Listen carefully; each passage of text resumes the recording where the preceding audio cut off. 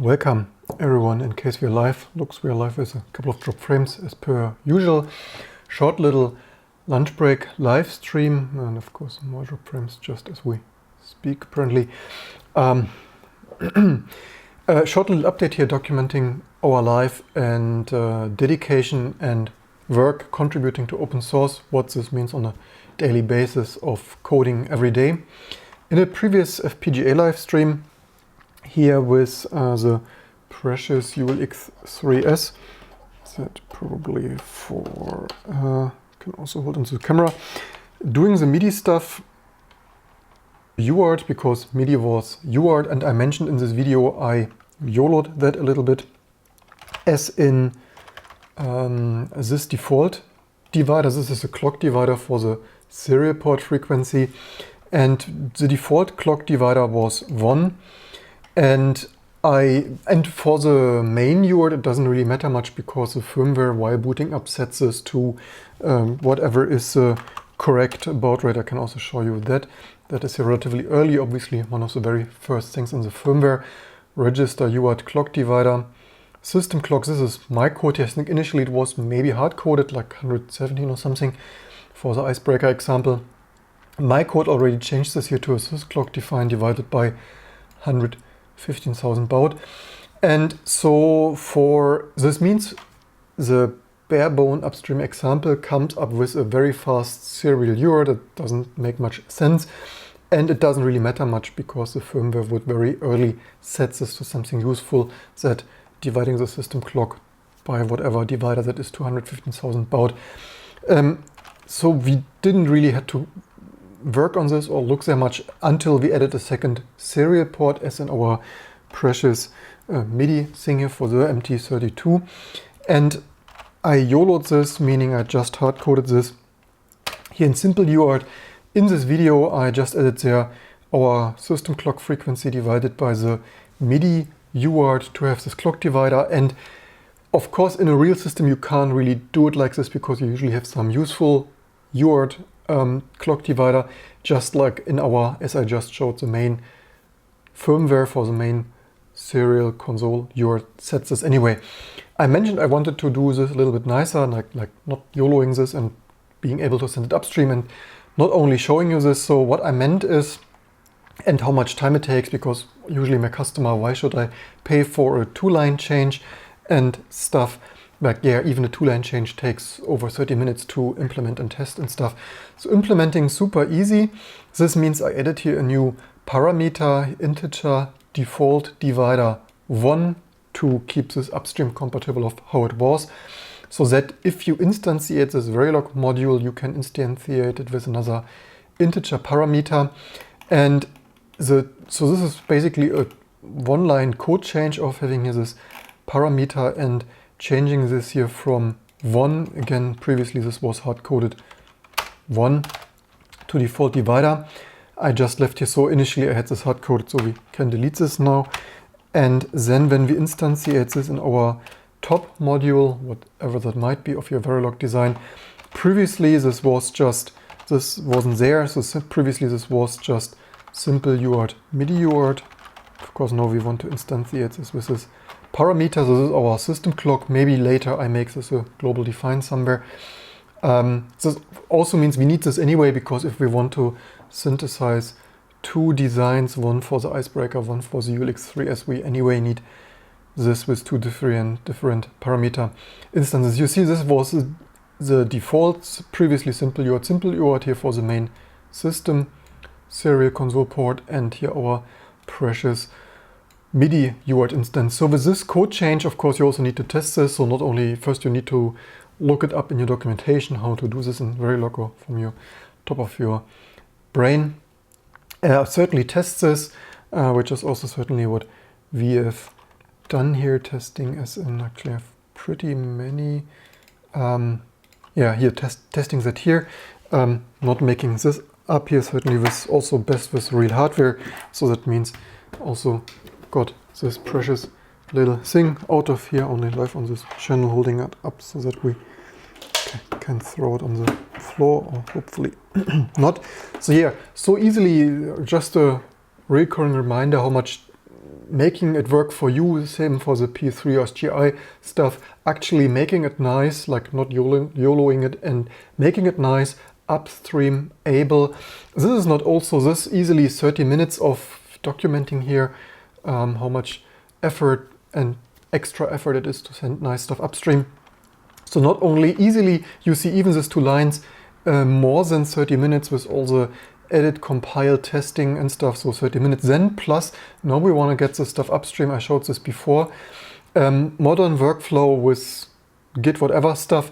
So that means we go here to Claire's Pico RV32, create a new pull request. And for that, of course, we need to push it somewhere with Git. And for that, you would need to read the freaking manual. Also too many terminals. Where is my freaking URXVT? Or did I only use URXVTs today? Here. So to document this, also in my opinion, the Git syntax a little bit near. I usually, because I have not used Git mainly, of course, slowly and steadily I get used to all those freaking cryptic commands. So for this we need a new branch, because we need a Git branch. And if you have better tips and stuff to make this even more streamlined, leave them in the comments below. And so for this we need a branch that has no other changes from the upstream repository that we forked off, because if we would just take our RX whatever RISC system, we would have another 100 changes of VGA, audio, all kind of stuff that certainly we don't want to push upstream. So we need to create a clean branch off of the original remote master. And I took here the commit, too many URXVTs. Probably in the future I should also set the title here of which of all the many would it be. So this is this E3 something, is an earlier commit of mine where I sent printf, at least I think, or something of that. Whatever, we could check that. Probably git log should tell of that. Invalid object name at novo. Certainly with all this garbage there. This was cflex, yeah, when I already sent cross prefix and cflex upstream.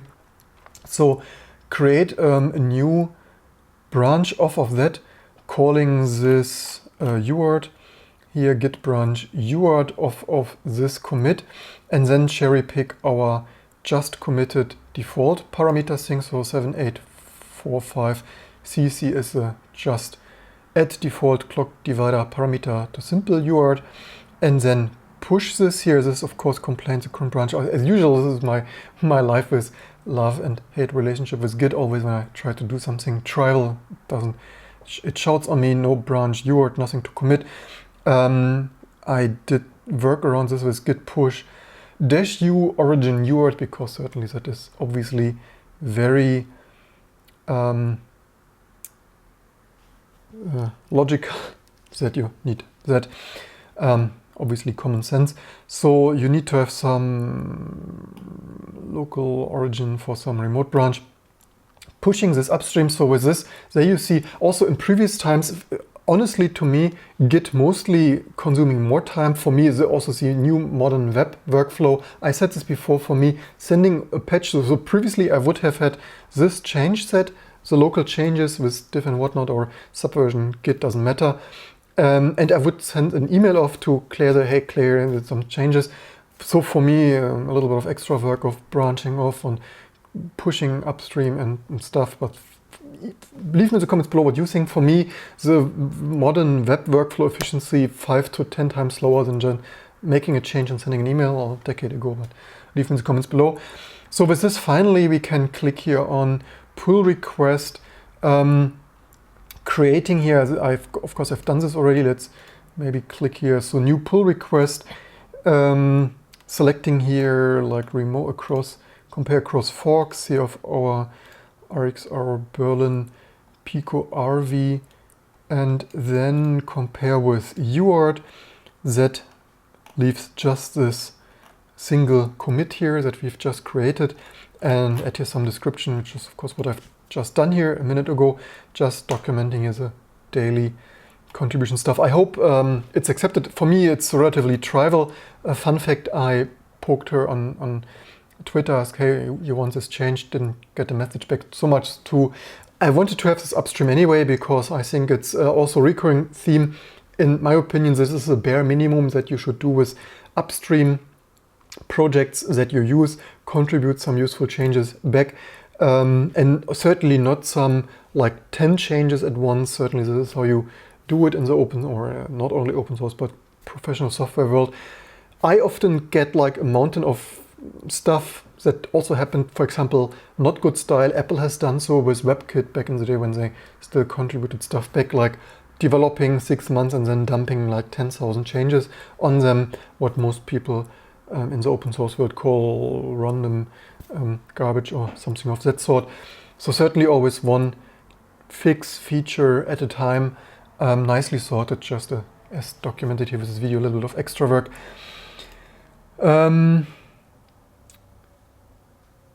Mnet asks there, what about the old GPU card? You mean, well, which of the many? But certainly continue with that another day. Just wanted to have the problem is with all the stuff we do here, there's always here something, there something. It's somewhat challenging to keep concentrated with all the 20 different interesting stuff started. This is why I wanted to get this UART stuff out of my queue, because otherwise Stack Overflow there, and certainly continue with that. But thanks for asking, as usual. Thanks for the comment. However, you can also be a little bit more specific of which of those cards, PS3, RSX, SG Octane, or number 9. Certainly, continuing with that. I hope you learned something, how to contribute upstream, how much time it takes also for all the people then saying, yeah, but it was only a 1 or 2 line change. Yet, yeah, that also took a freaking time. Similar to the PS3 RSX here, guess how long it takes to synthesize this, come up with some 1 line change in the no open specification NVIDIA RSX stuff, 1 line at a time, certainly rather time consuming there on reverse engineering PS3 fame. Anyway, hope you learned something and enjoy these daily updates, contributing all over the place. And this is also how, yeah, all the small little changes developed on this channel, including upstream accepted OBS patch here for the Sun keys accepted upstream. But yeah, making the open source world better, one pull request at a time. I hope Claire and Joyce, it was just busy not reading the Twitter messages. But the point is why I actually asked on Twitter first, like, hey, you want to have this change? Because spending 30 minutes of distilling this when although it's only 2 lines, when later it's like, yeah, you're not interested. So always a little bit of extra time spent on stuff maybe not accepted, like the OBS stuff. I think I had to send in twice because I had to rediff this OBS key binding changes. But anyway, that's all I have for this lunch break. Hope you learned something. Have a good day and stay healthy, and I hope to see you soon for all the next videos and live streams to come.